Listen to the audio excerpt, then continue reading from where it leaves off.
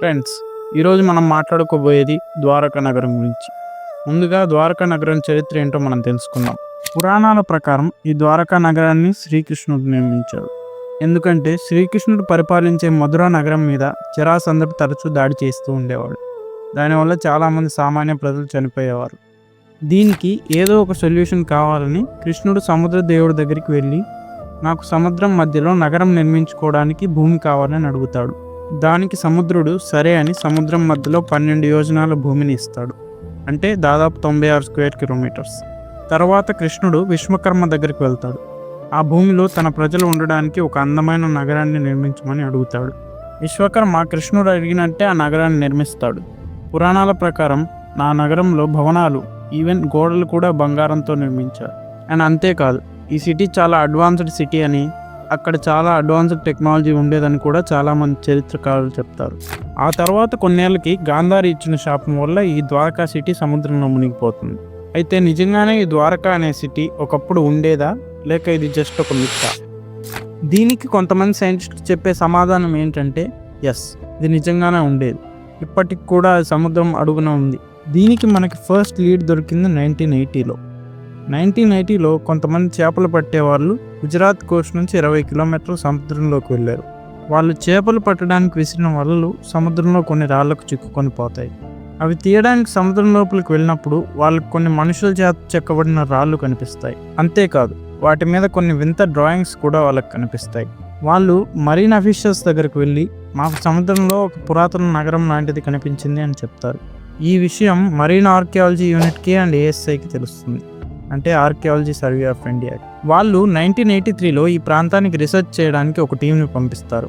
ఆ టీంని లీడ్ చేసేది డాక్టర్ ఎస్ఆర్ రావు గారు. ఈయన ముందు ఇండస్ వ్యాలీ సివిలైజేషన్ మీద కూడా రీసెర్చ్ చేశారు. వాళ్ళు ఆ ప్లేస్ మొత్తాన్ని సోనార్స్ని యూజ్ చేసి మ్యాపింగ్ చేశారు. కొంతమంది స్కూబా డైవర్స్ని కూడా సముద్రంలోకి పంపించారు. ఇక్కడ రీసెర్చ్ చేసేటప్పుడు వాళ్ళు చాలా డిఫికల్టీస్ని ఫేస్ చేశారు. లైక్, ఈ ప్రాంతంలో ఓషన్ కరెంట్స్ చాలా ఎక్కువగా ఉంటాయి. పైగా వాళ్ళ దగ్గర ఓషన్ కింద రీసెర్చ్ చేయడానికి కావాల్సిన అడ్వాన్స్డ్ టెక్నాలజీ కూడా లేదు.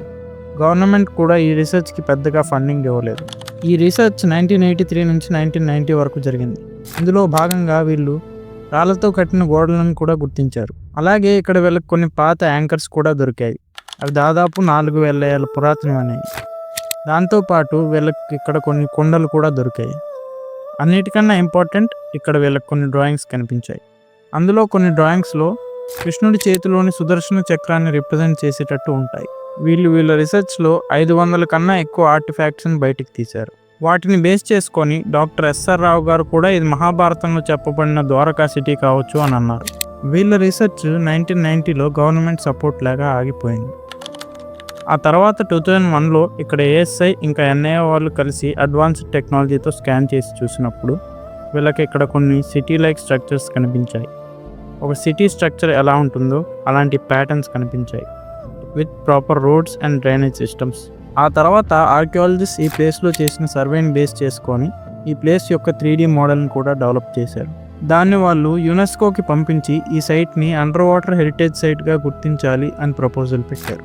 ఒకవేళ దీనికి హెరిటేజ్ సైట్గా గుర్తింపు వస్తే ఇది వరల్డ్ వైడ్గా చాలా ఫేమస్ అవుతుంది. దీన్ని రీసెర్చ్ చేయడానికి ఫండింగ్ కూడా పెరుగుతుంది. దాంతోపాటు ఈ సైట్కి ఒక టూరిస్ట్ స్పాట్గా కూడా మారుతుంది. రీసెంట్గా 2024లో మన ప్రైమ్ మినిస్టర్ మోడీ గారు కూడా గుజరాత్లో ద్వారకాధీష్ టెంపుల్ని దర్శనం చేసుకున్న తర్వాత ఈ ప్లేస్కి వచ్చారు. ఆయన ఇక్కడ అండర్ వాటర్ డైవింగ్ చేసి మరీ ఈ అవశేషాలను చూడడం జరిగింది. దాంతో ఈ విషయం వరల్డ్ వైడ్గా చర్చించుకోదగ్గ విషయం అయింది. ఇప్పటికీ కూడా ఈ నగరం మీద రీసెర్చ్ జరుగుతూనే ఉంది. కానీ సైంటిస్టులకి ఇదే కృష్ణుడి ద్వారకా అని డైరెక్ట్ ఎవిడెన్స్ ఇంకా దొరకలేదు. సో ఇప్పటికీ ఈ ద్వారకా సిటీ ఒక మిస్టరీగానే ఉండిపోయింది. కానీ చాలామంది ఆ ప్రాంతంలో ఉండేవాళ్ళు ఇదే ద్వారకా అని నమ్ముతూ ఉంటారు. మీరేమనుకుంటున్నారో కమెంట్ చేయండి. Signing off, bye.